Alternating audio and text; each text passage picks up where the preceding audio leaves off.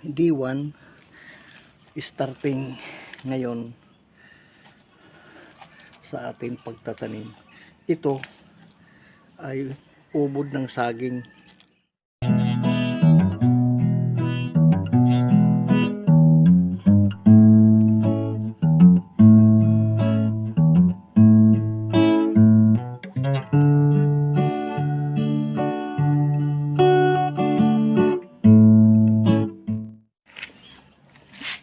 D1 starting ngayon sa ating pagtatanim. Ito ay ubod ng saging na malambot. Pwede ito ihalo sa pagtanim ng gulay. Lalagyan natin ito ng soil at pwede ito magamit, huwag itapon. Mapakinabangan po ito sa ating pagtatanim. Let's go. Medyo maaraw ngayon at pwede na tayo muna magtanim. Ito yung surrounding natin dito,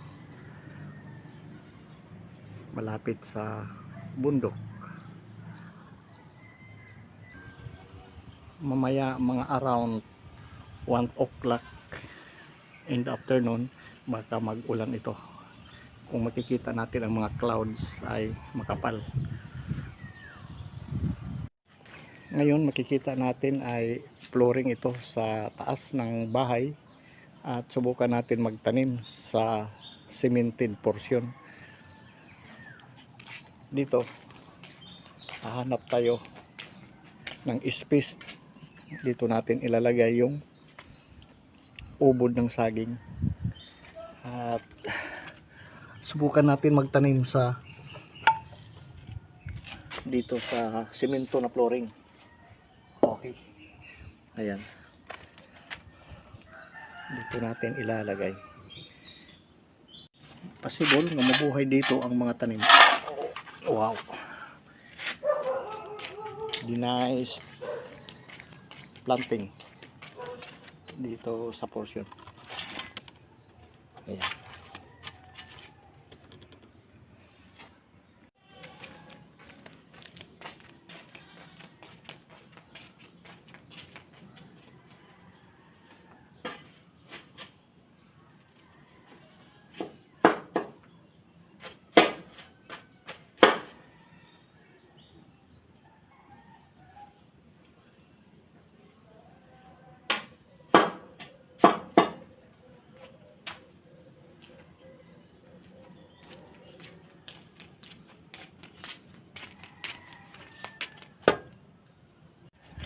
Ngayon kung bakit natin nilagyan ng ubod ng saging ang simento na ito, para ang singaw ng init ma-eliminate niya, hindi papasok doon sa taas ng itatanim na gulay. At tatabunan ito natin ng soil, kaya nilagyan natin ng stopper ng itong saging para hindi makapenetrate ang init pataas. Kaya sinubukan natin itanim kung ano ang tubo dito sa may simento na cover na pinagtaniman natin. Continuous. Tapos na at ang kasunod nito ay lalagyan natin ng soil at saka fertilizers. Itong tinaniman natin ay direct sunlight. Napakainit talaga dito sa taas ng bahay. True and true dito sa pagtataniman natin na itong cover natin na saging na ubod. Malalambot ito, sa gitna ito ng puno ng saging na sa una nga nagtanim tayo ng mga puno ng saging, pinutol-putol, ito yung kanyang sobra. Kaya hindi natin itatapon, kung di tataniman uli natin. Mayroon tayo dito na natira na mga materials, na mga tiles, at ito ay gawin natin breakers. Ayan, para hindi mag-erosion ang lupa.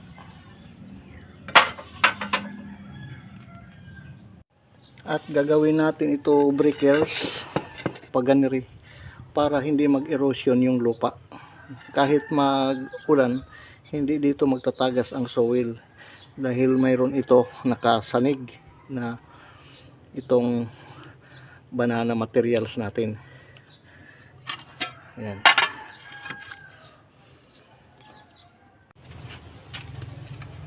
Ipapiles natin ng maigi ito. Ayan. Para kailangan ang kapal ng lupa mga isang dangkal, para ang tanim makabulyom. Papile natin ito isa-isa. Ayan.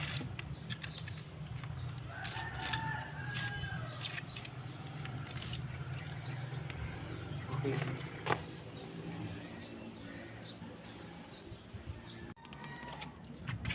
At nalagyan na natin ng breakers. Ang kasunod nito na material is soil. Tatabunan na natin siya. Ang pangatlo ay planting na. At mayroon tayong mga tira na mga materials na gamit natin, kaysa naimbak lang sa gilid. Kaya inilagay lang natin ng breakers pansamantala. At pwede na kaagad maalis pag ma-harvest na ang planting dito. Sa mga ganito, pwede tayo gumawa kahit simento. Ganito na ang ating ideya. Mga backyard, mga ating mga pagtaniman na mapaglibangan natin sa bahay habang tayo walang ginagawa. Pwede natin gawin mga ganito. At ngayon lalagyan na natin ng natural soil, at wala pa itong fertilizers. Ayan. At ibubuhos natin dito. At ayan.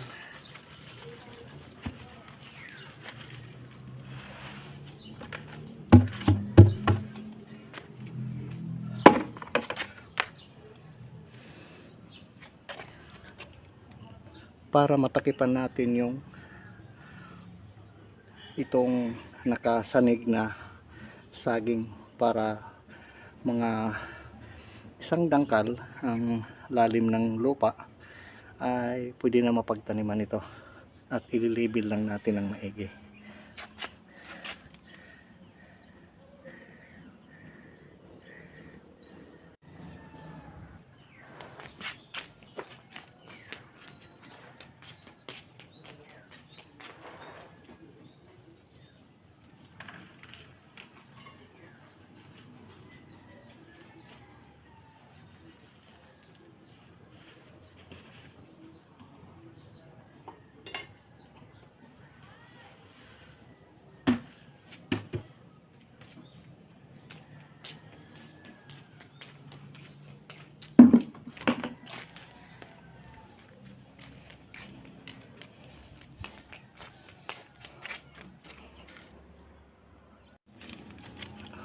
Ito ay second layer na soil. Una, first layer itong saging, at pangalawa ay itong soil. At a-applyan natin ito ng duck manure, additional fertilizers. Ayan, ililibil lang natin. At ayan. Ayan.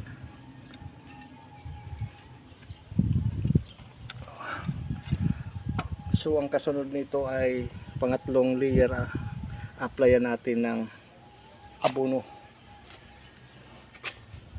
Ayan siya. Kukuha tayo ng abono. Ang tawag dito ay duck manure. Ayan. Kung mayroon kayong mga alagang pato or chicken, ay maganda additional fertilizer sa mga pananim.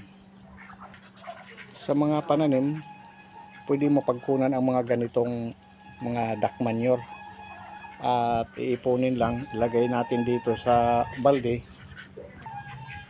at pandagdag fertilizer. Kukuha tayo dito para idagdag natin doon sa second layer sa lupa.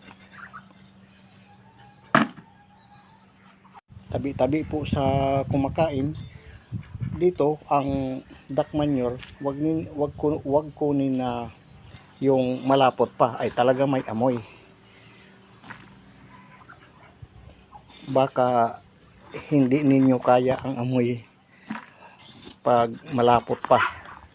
Yung galing sa puwit, talagang mapangiwi ka pag maamoy mo. Mandiri, tabi-tabi sa kumakain, sabi pa natin.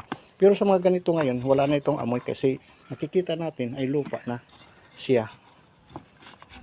Natural na lang yung amoy. Ayan, tama na ito. At pwede na ito abono natin doon sa second layer na soil. At dito tayo dadaan. Itong bahay nito ay pag may riyuma ka, talagang lalo kang madagdagan. Ay pataas yung tinataniman natin sa 3 layer din. Yan, pangatlong baitang. Pangalawa, ay hapo na. Iba yung pagtataniman natin ngayon sa ating discovery planting, sky planting. Wow, ayan, pang-apat na dyan. Ayan, boom.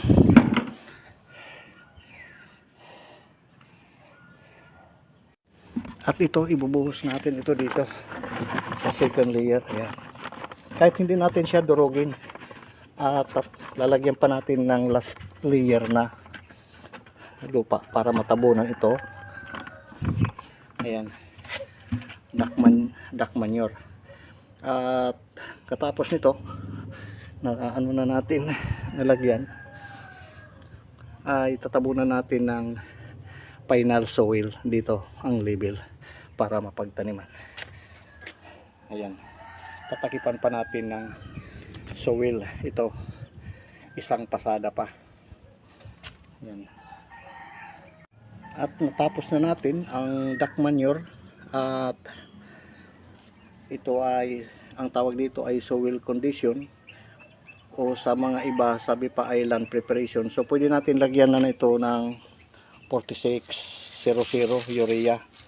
Ang iba nito ay binubuho sa tubig, pero ito buo, para pag ano natin, pagtanim nasa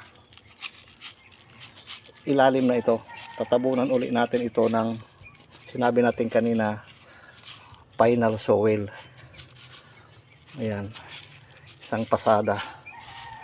Hindi naman masyadong marami, depende sa inyong pagtataniman na lupa. Ang bago pa tsansa lang. Ayan, so nakita natin tama lang dahil kaunti man lang ito na ating pagtataniman. Alright, okay. Nakita natin dito marami at dito kaunti para ma-neutralize ang kanyang pagka-fertile ng lupa, yung makapal dito. So pwede natin dito ibawas sa kaunti, kasi dito lang ang malakas ang ano niyan, nutrient sa lupa. Ayan, nadamihan kasi dito, pwede natin sa gilid. So pag ulan dito lang siya dadaan at tatagos dito. Kung atin ito ipipix, ay hindi tatagos yung tubig, ma-stagnant dito, maano yung lupa at saka tanim, ma-override, magkaroon siya ng epekto sa ulan. Ayan. So the final ay last layer soil ready na for planting. Okay. Ayan siya. Second pasada pa. Natapos na natin ang second layer. Apply na natin ng last soil na layering. At nakita natin itong mga abono. At pwede na natin ito idagdag na soil. Ayan.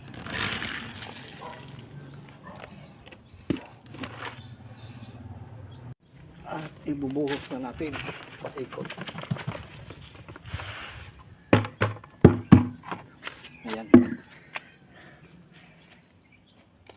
Ito na atin dinagdag na pinaka final soil ay ready na for planting ito. Iganyan lang natin para malibel siya. At lalagyan natin ito, bubuhusan ng tubig para ma-extract doon ang lupa. Ano siya, mababa. Ang sabi pa, makompress pa ilalim para hindi siya mag-erosion pag mag-ulan. Okay. At wala tayo sprinkler nga panbuho sa tubig, ay pwede na kamay tabo na lang. Ayan, gawin natin sprinkler yung pandilig. Ana lang yung dating ginagawa sa nagtatanim. Huwag masyadong buhusan ng malakas ng tubig, baka anod ang ibang lupa. At ayan, ready na for planting ito. Sa susunod, ang tatanim natin dito ay carrots, kung ano ang epekto dito sa cemented portion.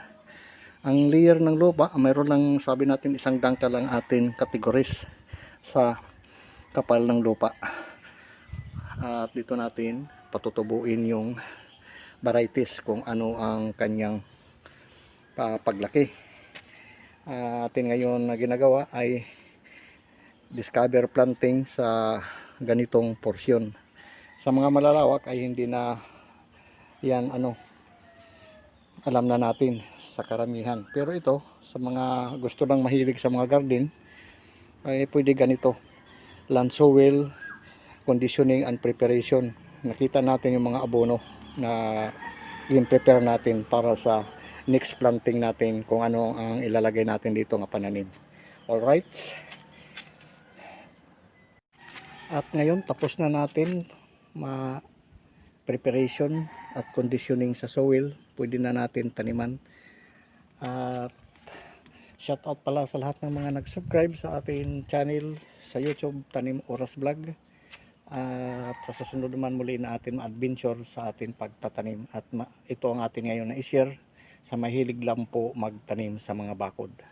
At sa mga ganitong portion na pwede mapagtaniman ang kahit may simento, kubiran lang ng yung nakita natin kanina.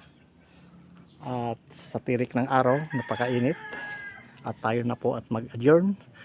At bye-bye at good luck sa susunod naman na atin makikita. Wow!